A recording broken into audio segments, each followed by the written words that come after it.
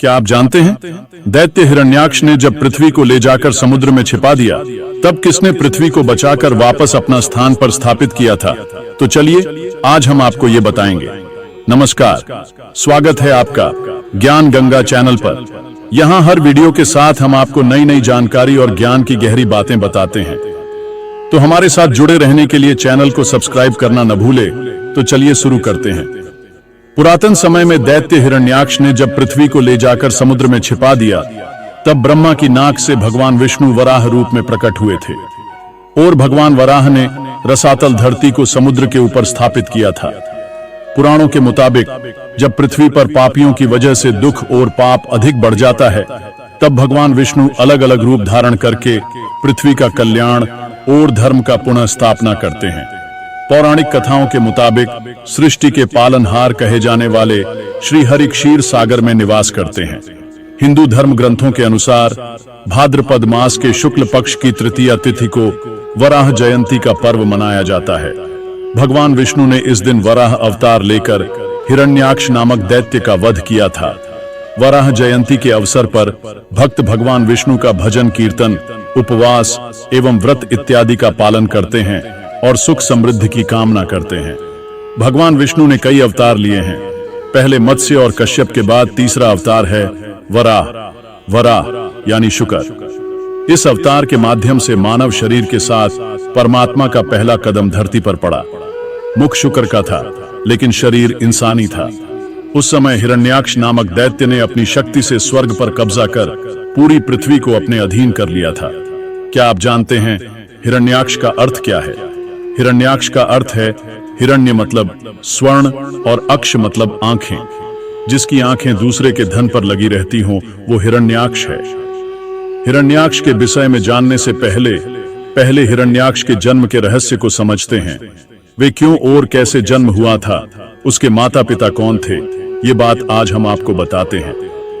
एक बार मरीचि नंदन कश्यप जी ने भगवान को प्रसन्न करने के लिए खीर की आहुति दी और उनकी आराधना समाप्त करके संध्या काल के समय अग्निशाला में ध्यानस्थ होकर बैठ गए। उसी समय दक्ष प्रजापति की पुत्री दिति, जो आशी कश्यप की पत्नी तथा दैत्यों की माता हैं, बेकामातुर होकर पुत्र प्राप्ति की लालसा से कश्यप जी के निकट गई। दिति ने कश्यप जी से मीठे वचनों से अपने साथ रमण करने के लिए प्रार्थना किया। इस पर कश्यप जी ने कहा, हे प्रिय, मैं तुम्हें तुम्हारी इच्छानुसार तेजस्वी पुत्र अवश्य दूंगा, किंतु तुम्हें एक प्रहर के लिए प्रतीक्षा करनी होगी। संध्या काल में सूर्यास्त के पश्चात भूतनाथ भगवान शंकर अपने भूत प्रेत तथा यक्षों को लेकर बैल पर चढ़कर विचरते हैं। इस समय तुम्हें काम क्रीड़ा में रथ देखकर वे अप्रसन्न हो जाएंगे। अतः यह समय संतानोत्पत्ति के लिए उचित नहीं है। सारा संसार मेरी निंदा करेगा। यह समय तो संध्या वंदन और भगवत पूजन आदि के लिए है। इस समय जो पिशाचों जैसा आचरण करते हैं, वे नरकगामी होते हैं।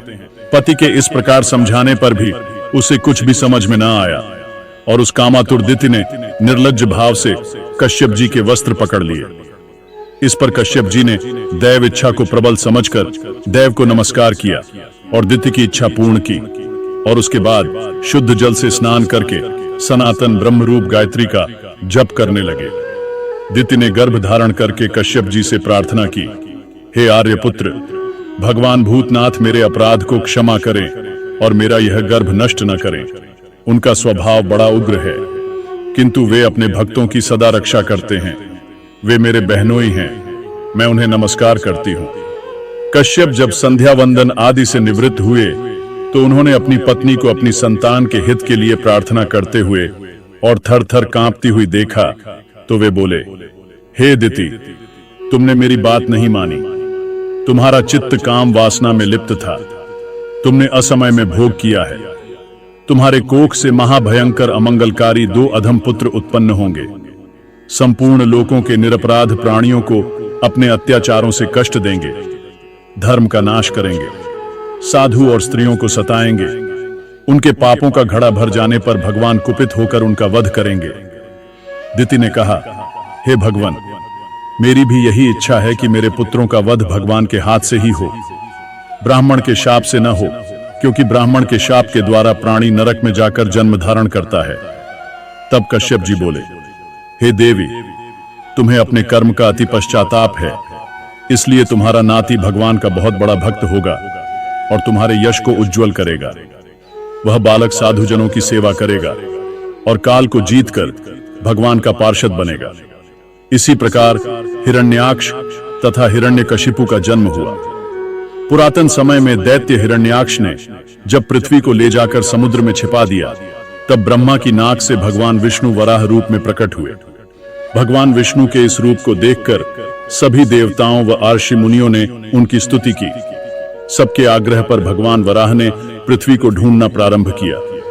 अपनी थूथनी की सहायता से उन्होंने पृथ्वी का पता लगा लिया और समुद्र के अंदर जाकर अपने दांतों पर रखकर वे पृथ्वी को बाहर ले आए। जब हिरण्याक्ष दैत्य ने यह देखा तो उसने भगवान विष्णु को चुनौती दी। वह बहुत ही बलशाली और अभिमानी था और उसने भगवान विष्णु को युद्ध के लिए ललकारा। हिरण्याक्ष का मानना था कि कोई भी देवता या जीव उसे हरा नहीं सकता। भगवान विष्णु के वराह रूप को युद्ध के लिए ललकारा। दोनों में भीषण युद्ध हुआ। युद्ध में दोनों के बीच भयंकर मल्ल युद्ध हुआ। भगवान विष्णु ने अपने विशाल वराह रूप से हिरण्याक्ष के साथ शारीरिक युद्ध किया, जिसमें भगवान विष्णु के पास अत्यधिक ताकत और दिव्य शक्ति थी। वह भयंकर युद्ध कर रहे थे, लेकिन हिरण्याक्ष ने भी अपने पूरे बल का प्रयोग किया। वह बहुत ही शारीरिक रूप से मजबूत था और विष्णु से बराबरी की टक्कर दे रहा था। भगवान विष्णु की ताकत और आंतरिक दिव्यता ने हिरण्याक्ष को अंततः पराजित कर दिया। युद्ध के अंतिम चरण में भगवान विष्णु ने अपने वराह रूप में हिरण्याक्ष का वध कर दिया। इसके बाद भगवान विष्णु ने वराह रूप में विशाल आकार लिया।